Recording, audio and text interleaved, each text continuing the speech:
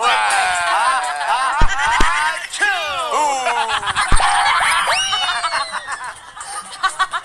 anong number ka? Walis nang nababaheng. Kaya pa isa. Napakadami naman picture. Ay, marami naman talaga, friend. Kaya pa isa.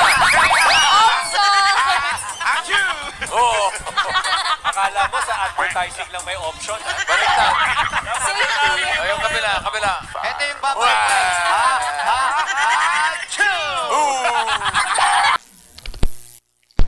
Welcome back, mga kaaldab. Ito yung trending na pinag-uusapan po. Ang pagdadabmas ni Main Paul Carson o Queen Dabmas Mengay, mga kaaldab. Alam niyo po ba, mga kaaldab, na talagang pumapabor po ito sa Aldab Nation? Ito yung sinasabi ko, na kapag ang Aldab ang pinag-uusapan, Aldab ang matatag, 101% tayo dyan. Isa po sa resibo at ebidensya, itong mga ganitong bagay na hindi po mawawala ang Aldab sa Itbulaga. Real talk yan, masakit na salita, pero yan po yung katotohanan Kasi kapag ako po yung nagsasabi niyan, maraming guilty.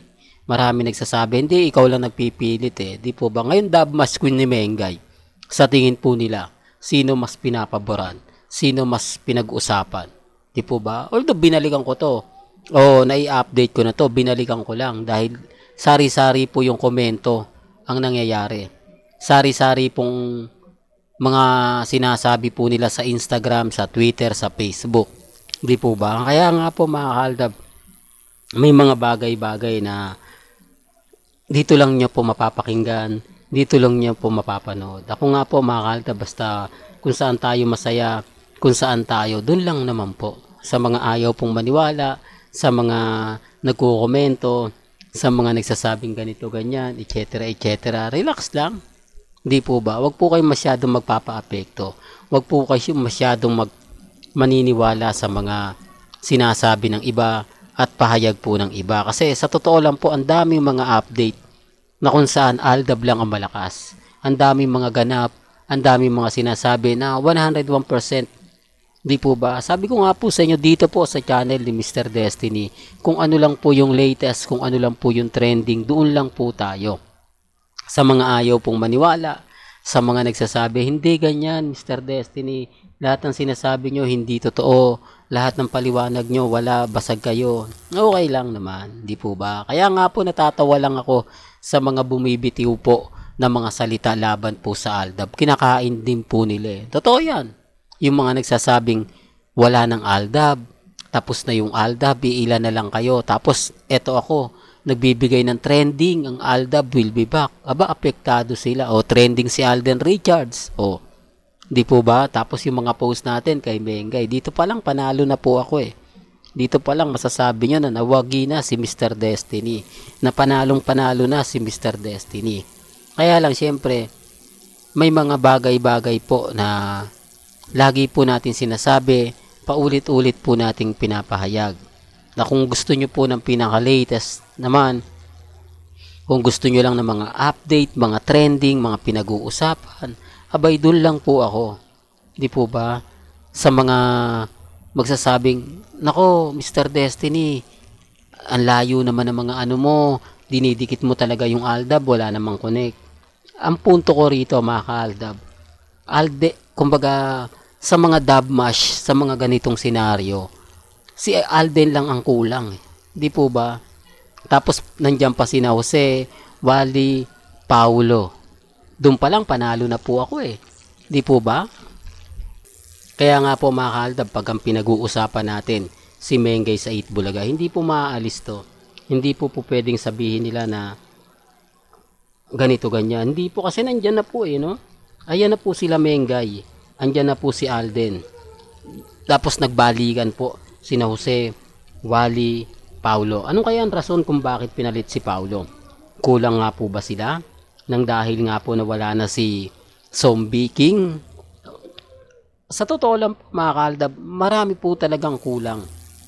Marami po talagang komento yung mga sinasabi ng iba, pahayag ng iba. Basta sa akin lang po, mga ka-Aldab, kung ano lang po yung latest, kung ano lang po yung trending, Yun lang naman po yung binabalita ko po sa inyo. Sa dami po na mga nagbibigay ng update, hindi mo alam kung sino yung paniniwalaan mo. Hindi mo alam kung sino yung nagsasabi ng ganito, nagsasabi ng ganyan.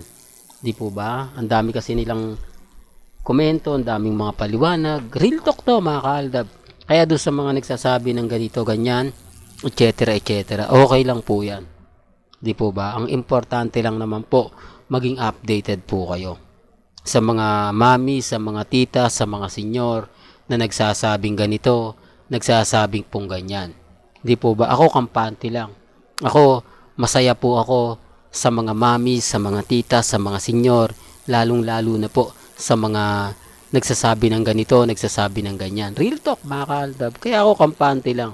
Kaya ako matatag sa mga taong nagsasabi ng fake news. Okay lang po yan.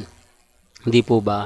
Sa dami kasi ng mga komento, sa dami po kasi ng mga nagsasabi ng ganito, nagsasabi ng ganyan. Relax lang po kayo. Hindi po ba? Marami kasing nako, ganito ganyan, Mr. Destiny, puro kay paasa. Paanong paasa po kung galing naman po yung mga ina-update ko sa Eat Bulaga? Kung nakikita naman po ito kila Bossing, kila Mengay, sa mga legit dabber cards, di po ba? Kaya nga po nagtataka yung iba, bakit parang wala na nga po raw ang Armin? Bakit hindi na nga po raw nagpo-post si Mengay kasama si Congressman Arjo? Dapat yun ang sinasagot nila eh. Dapat yun ang binabatikos nila kapag nagko-comment.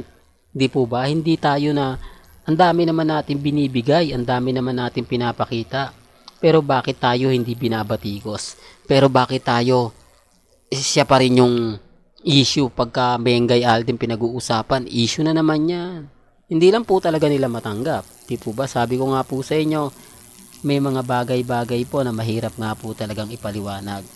May mga bagay-bagay nga po na kung titignan mo ay talagang 101%. Di po ba? Updated tayo. Kaya relax lang po kayo.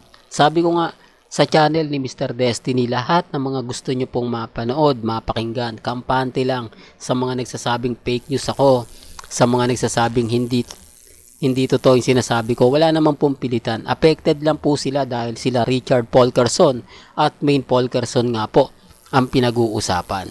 Hindi po ba? Real talk yan, mga kaaldab. Well, hanggang dito na lang po ang ating latest updates. Kaya kung gusto nyo pa po ng pinaka-latest at sariwang update, abay tumutok lang po kayo dito po sa channel ni Mr. Destiny para updated po kayo sa mga bago at sa mga latest na i-upload po natin. Maya-maya lang. Kaya kung bago ka lang sa channel na to at isa kang true-blooded Aldab Nation na nagmamahal kina Mengay at Tisoy, tama po ang channel na pinuntahan mo. Kaya consider na po kitang bagong subscriber. At huwag mong kalimutang i-share ang mga video po natin sa mga mami, sa mga titas, at sa mga senyor. Hanggang sa muli, salamat po sa panonood at pakikinig.